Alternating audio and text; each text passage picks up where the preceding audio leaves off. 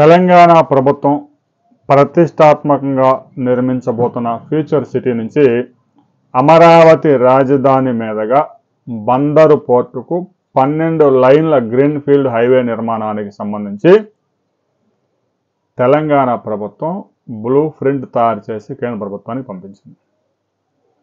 Hyderabad outer ring road దాటిన తర్వాత త్రిబులవారికి సమీపంలో ఆమన్గల్ ప్రాంతంలో 40,000 ఎకరాల్లో ఫ్యూచర్ సిటీ ఏర్పాటు నిర్మాణం పనులు చురుగ్గా సాగుతూ ఉన్నాయి.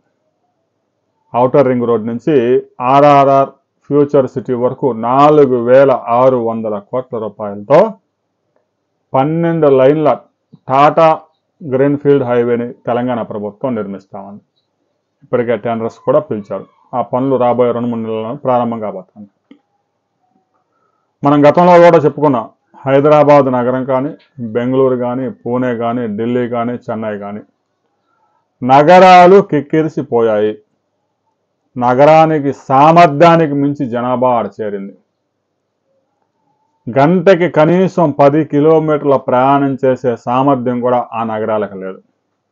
ఇక వర్షం కనుక నమోదైతే గంటకి 3 కిలోమీటర్లు కూడా ప్రయాణం చేయలేకపోతున్నారు.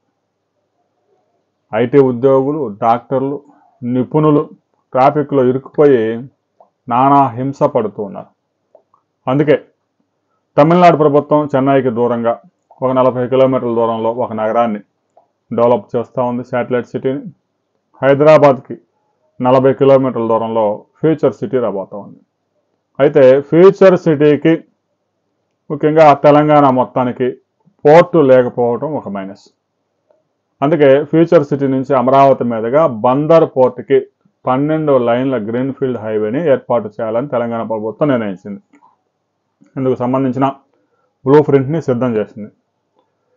తెలంగాణలోని 40 గ్రామాల మీదుగా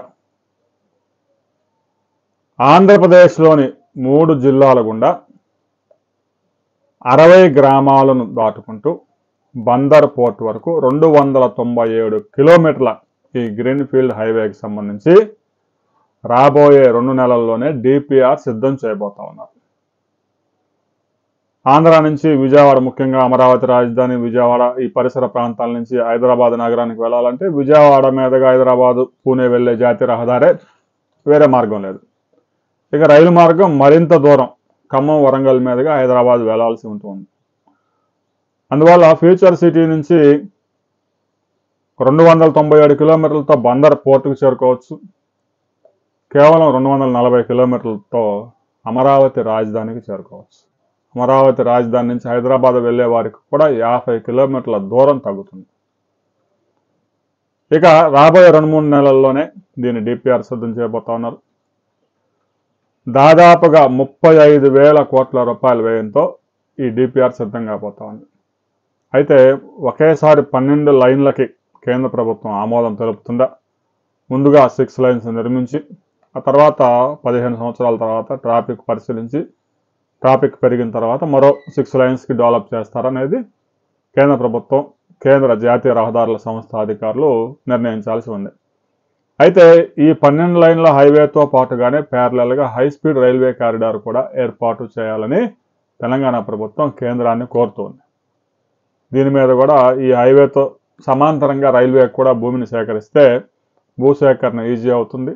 హై స్పీడ్ రైల్వే కారిడార్లో కూడా దూరం తగ్గుతుంది. హైదరాబాద్కి చెన్నైకి, హైదరాబాద్కి కోల్కతాకు వెళ్ళడానికి దూరం తగ్గుతోంది.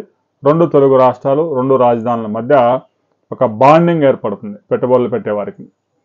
ఇక హైదరాబాద్కి ఇప్పటికే శంషాబాద్ ఎయిర్పోర్ట్ ఉంది. ఫ్యూచర్ సిటీ నుంచి అంతా 20 నిమిషాల్లో వెళ్ళే విధంగా. హైదరాబాద్ నగరంలో ఇక ఎలాంటి పెట్టుబడులకి అవకాశం లేదు. భవిష్యత్ అంతా ఫ్యూచర్ సిటీ, అమరావతి రాజధాని. రాబోయే 2-3 నెలల్లోనే ఈ 12 లైన్ల జాతీయ రహదారి పల్నాడు జిల్లాలోని దైద దగ్గర ప్రవేశించి పల్నాడు జిల్లాలోని 6 మండలాలు, తర్వాత గుంటూరు, బాపట్ల ఈ జిల్లాలని టచ్ చేసుకుంటూ బందర్ పోర్ట్కి కనెక్టివిటీ చేయబోతా ఉన్నారు. ఈ తెలంగాణ ప్రభుత్వం తెలంగాణలో ఒక డ్రై పోర్ట్ ఏర్పాటు చేసుకోబోతా ఉన్నారు. డ్రై పోర్ట్ ఏర్పాటు చేసుకుంటే కంటైనర్స్ అన్ని అక్కడే లాక్ చేస్తారు. ఇక నేరుగా షిప్పింగ్ అయిపోతుంది.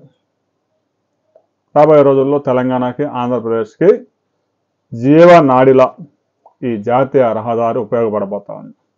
కేంద్ర ప్రభుత్వం ఎలాంటి నిర్ణయం తీసుకుపోతా ఉంది, డిపిఆర్ వచ్చిన తర్వాత ఏ నగరాలు సమీపంగా ఈ రహదారి వెళ్ళబోతా ఉంది అనే వివరాలతో మరో వీడియోలో మనం కలుసుకుందాం.